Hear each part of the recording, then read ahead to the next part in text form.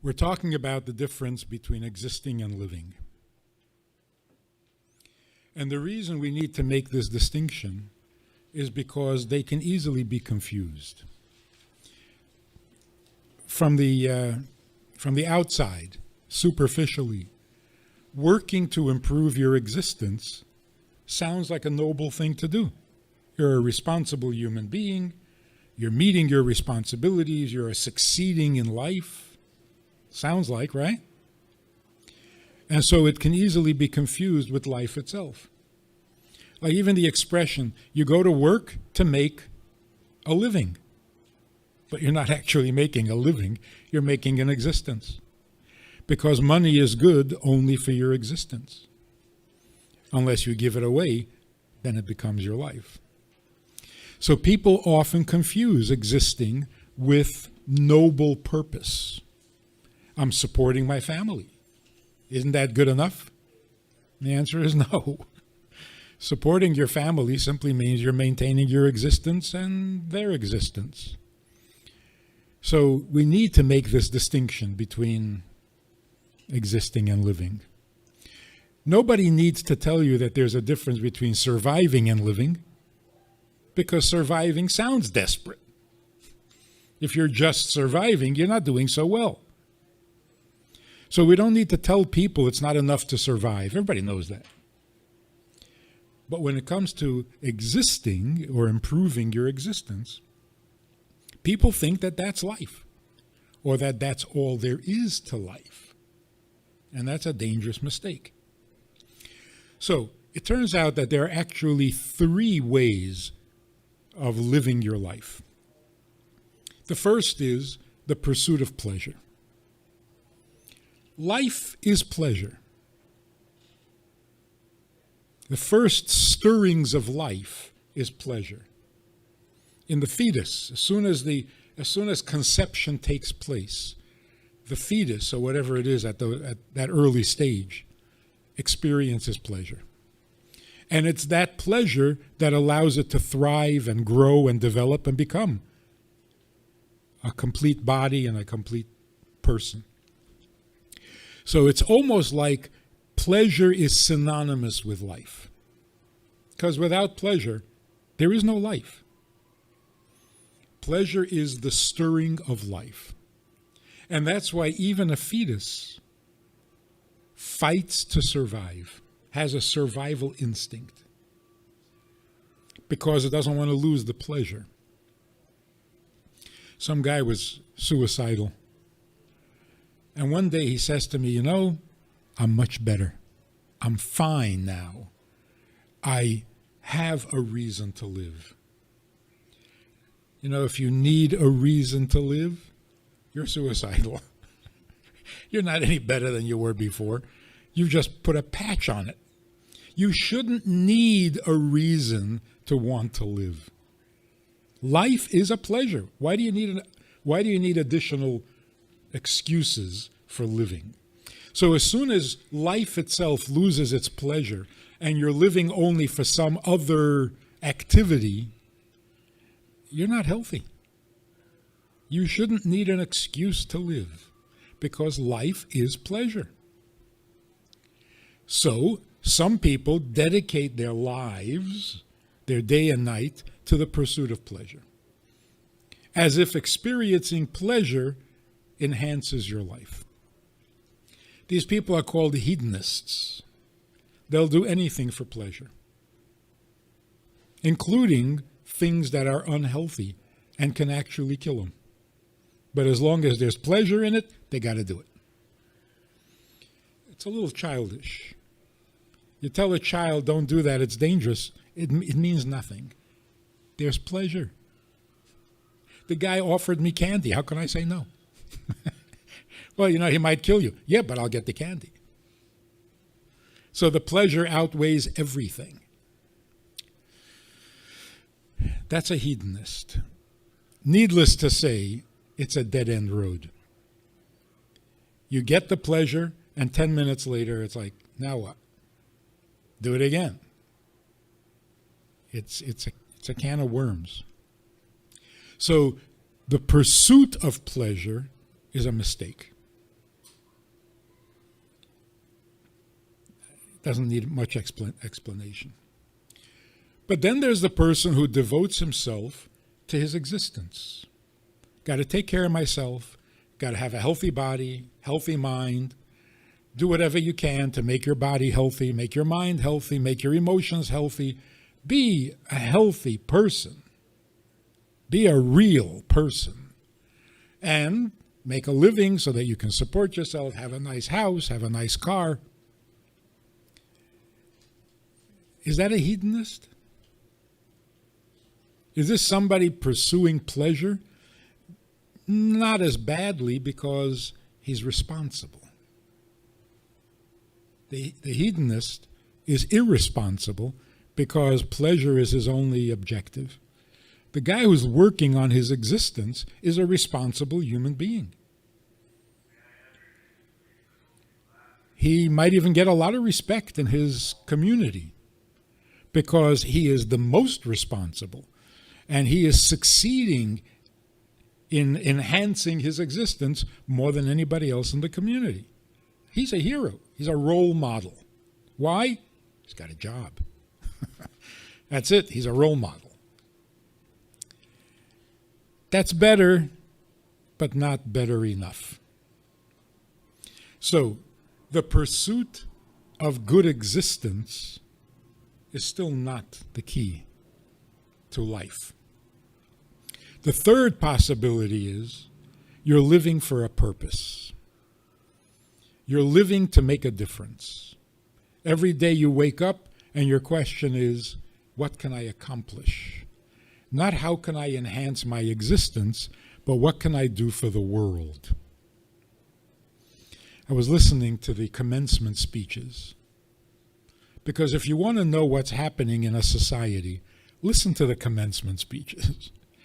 These are the guys graduating higher education, college graduates. This is the future of our country, blah, blah, blah. So what people say to the graduating class tells you a lot about what's going on and what's happening to the country.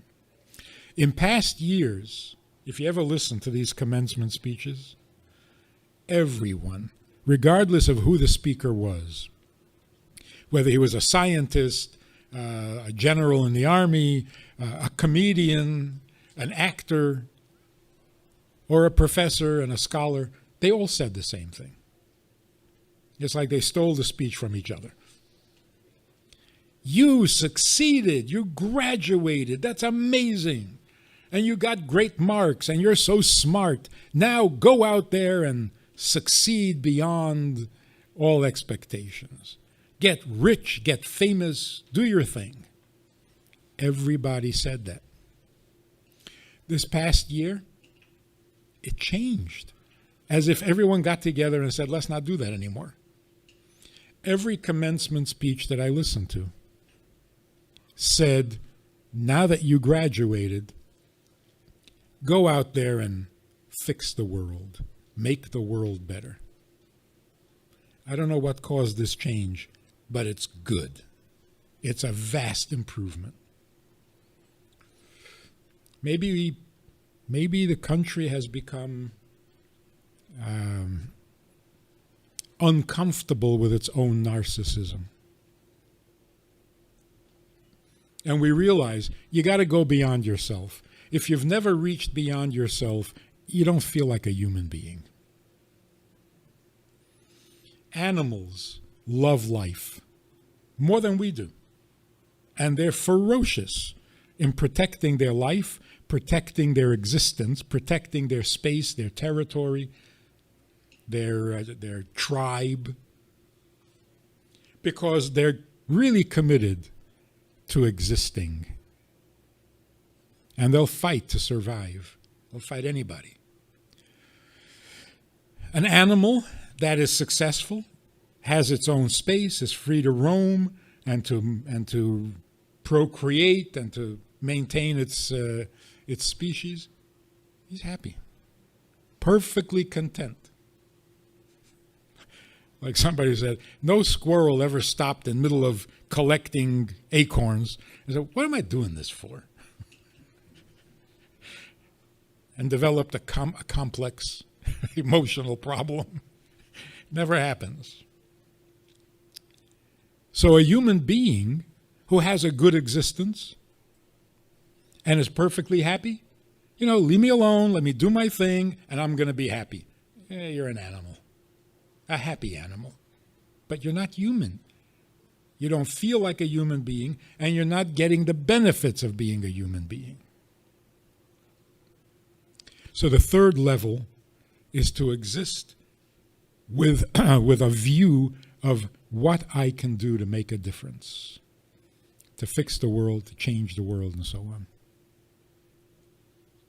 So where does pleasure come in?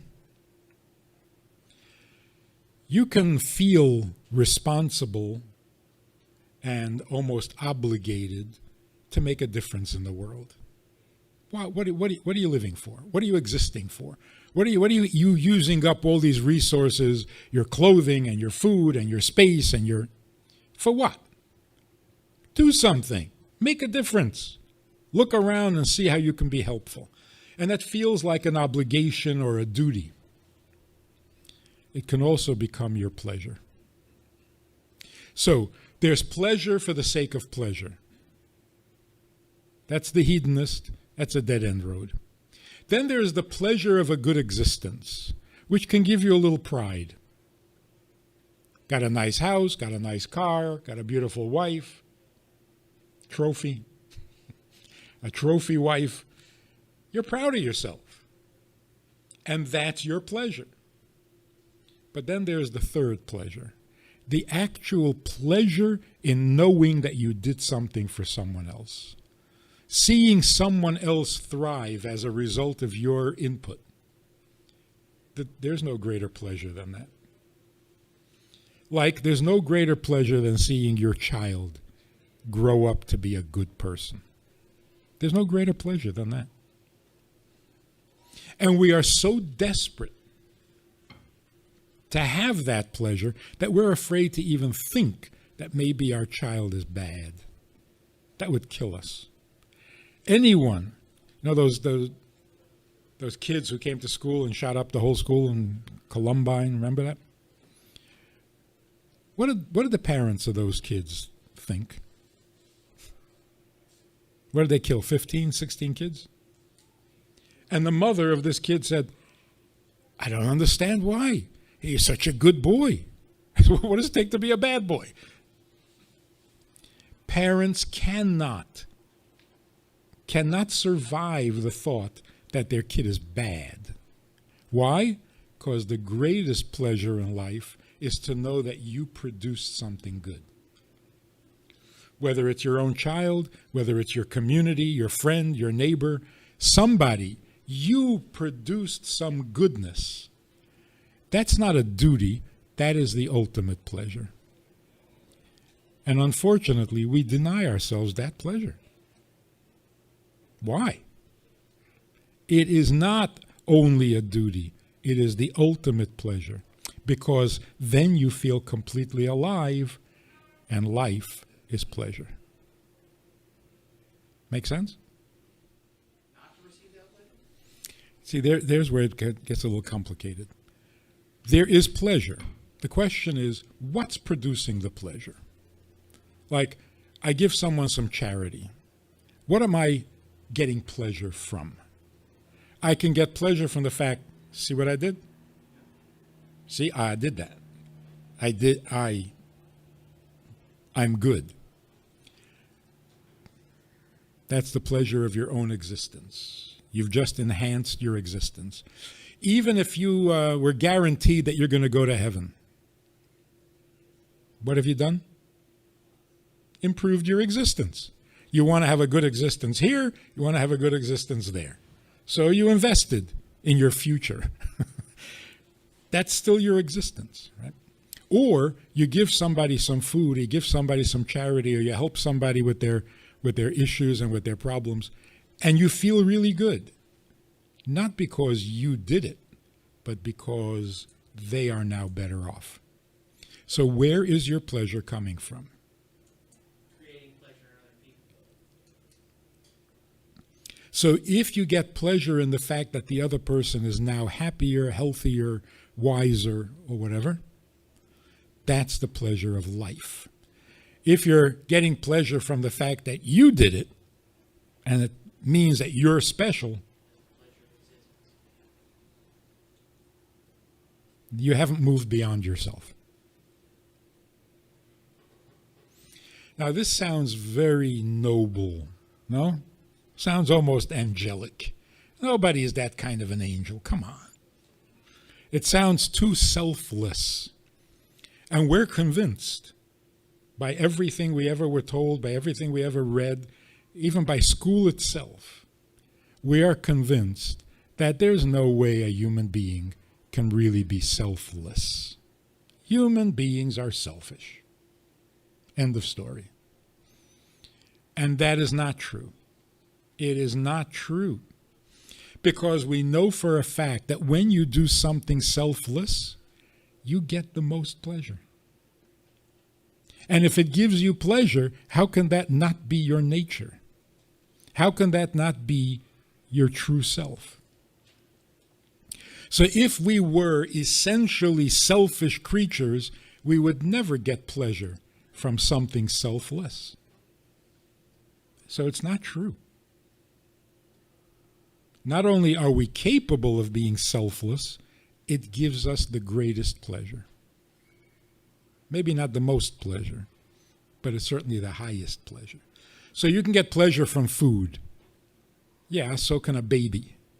In fact, that's all a baby gets, is pleasure from food.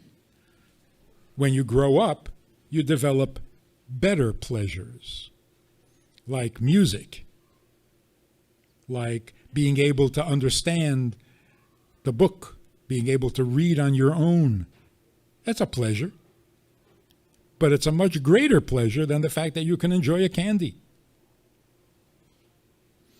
The highest of all pleasures is that feeling that you get when you know you did something that isn't about you. You get beyond yourself, it is so liberating. So that is the highest pleasure, and yes, we are capable of being selfless. Maybe not always. The selfishness keeps creeping in, but you did something selfless. And it's true, and it's a great pleasure.